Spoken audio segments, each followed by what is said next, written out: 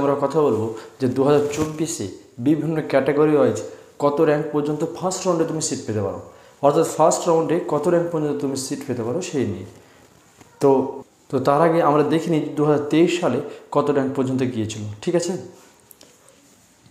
2023 সালে ওপেন ক্যাটাগরিতে গিয়েছিল 3615, ওবিসি এ ক্যাটাগরিতে গিয়েছিল 4495, ওবিসি বি ক্যাটাগরিতে গিয়েছিল 3648, ইডাব্লিউএস ক্যাটাগরিতে গিয়েছিল 7361, এসসি ক্যাটাগরিতে গিয়েছিল 6243, এসটি ক্যাটাগরিতে গিয়েছিল 19514, অরফ্যান ক্যাটাগরিতে গিয়েছিল 54274 এবং সিডি ক্যাটাগরিতে গিয়েছিল তোমার 6017।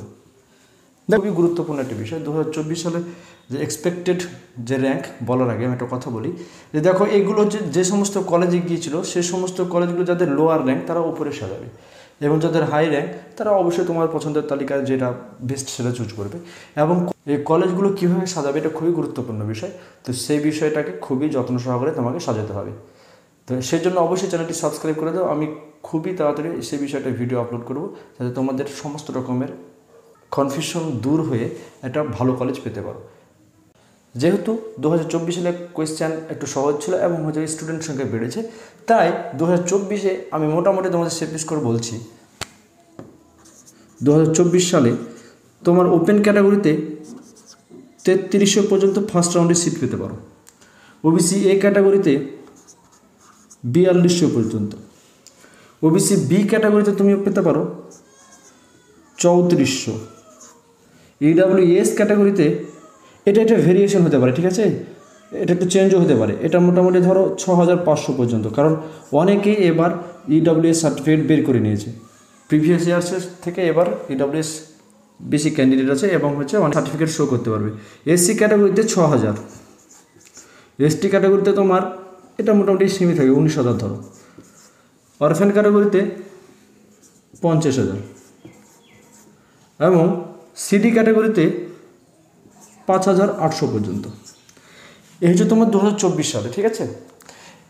এখানে একটু এদিক ওদিক হতে পারে। এবার সবাই জানতে চাইছে যে কবে রেজাল্ট বের হবে। দেখো জেন পাসের অলরেডি কাউন্সেলিং শুরু হয়ে গেছে, জেন পাসের মপ আপ রাউন্ডের মোটামুটি শুরু হবে কিংবা তার একটু পরে অথবা ওই সময়তে তোমাদের রেজাল্ট বের হবে। তাই তোমাদের এখন সবথেকে গুরুত্বপূর্ণ বিষয় হচ্ছে ডকুমেন্টস জোগাড় করা। তো ডকুমেন্টস জোগাড়ের বিষয়ে আমি জেন পাসের ভিডিও দিয়ে রেখেছি, তোমরা এটা দেখতে পারো, অথবা আমি খুব তাড়াতাড়ি একটা নতুন ভিডিও নিয়ে আসবো যেখানে তোমাদের সম্পূর্ণ ধারণা হয়ে যাবে কোন কোন সার্টিফিকেটগুলো গুরুত্বপূর্ণ এবং কোন কোন সার্টিফিকেটগুলো তোমাদের ইমিডিয়েট জোগাড় করতে হবে। তো দেখা হবে এরকম কোনো একটা ইনফরমেটিভ ভিডিওতে। তো ততক্ষণ পর্যন্ত সবাই ভালো থাকো, সুস্থ থাকো, আর অবশ্যই চ্যানেলটি সাবস্ক্রাইব করে দাও আর ভিডিওতে লাইক করতে ভুলো না। ধন্যবাদ সকলকে।